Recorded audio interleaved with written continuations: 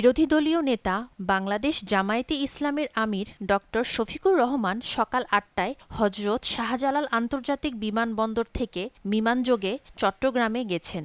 সেখান থেকে সরাসরি বন্যাকবলিত বাঁশখালী উপজেলার বিভিন্ন এলাকা পরিদর্শন করেন এবং ত্রাণ সহায়তা দেন।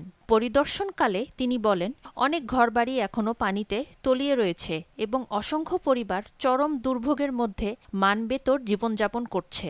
এই দুর্যোগে ক্ষতিগ্রস্ত মানুষের পাশে দাঁড়ানো মানবিক ও নৈতিক দায়িত্ব বলেও মন্তব্য করেন তিনি।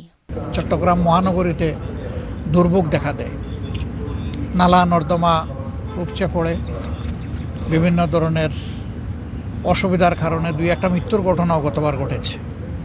তো এই সব নিয়েই সরকারের দায়িত্ব মূলত এগুলা সমাধান করা, কিন্তু বিরোধী দল হিসাবেও আমাদের দায়িত্ব আছে বিষয়গুলা সরকারকে ধরে দেওয়া এবং জনগণের হয়ে দাবি আদায় করা, কাজ করা।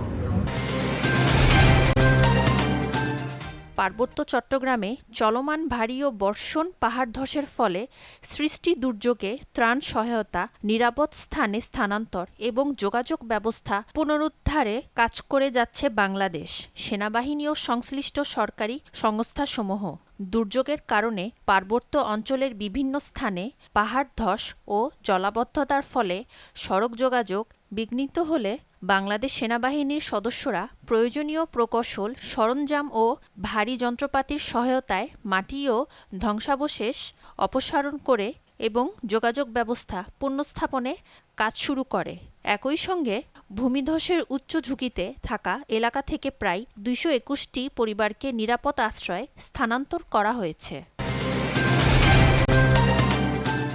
টানা বৃষ্টিতে জলাবদ্ধ রাজধানীর অনেক সড়ক, সেই প্রভাব পড়েছে বাজারেও। বাজারের বিভিন্ন স্থানে পানি জমে থাকায় ভোগান্তি পোহাতে হচ্ছে ক্রেতা বিক্রেতাদের। এরই মধ্যে সরবরাহের অজুহাতে বেড়েছে কাঁচামরিচের দাম, তবে সবজি ও মুরগির বাজার রয়েছে আগের মতোই। অন্যদিকে ডিমের দাম কিছুটা বাড়লেও কমেছে চালের দাম।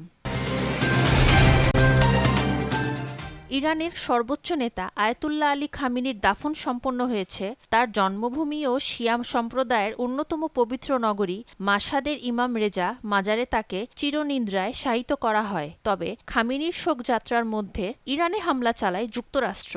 ৪ ঘণ্টার অভিযানে ৮০টিরও বেশি লক্ষ্যবস্তুতে হামলা চালানো হয়। মার্কিন বাহিনীর দাবি, হরমুজ প্রণালীতে বাণিজ্যিক জাহাজে ইরানের হামলার জবাব দিতেই এই অভিযান চালানো হয়।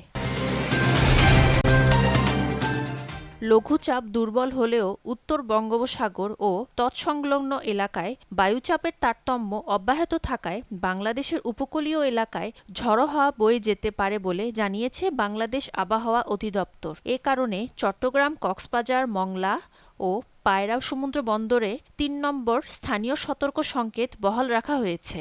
এদিকে বিরামহীন বৃষ্টিতে থমকে গেছে রাজধানীর জনজীবন।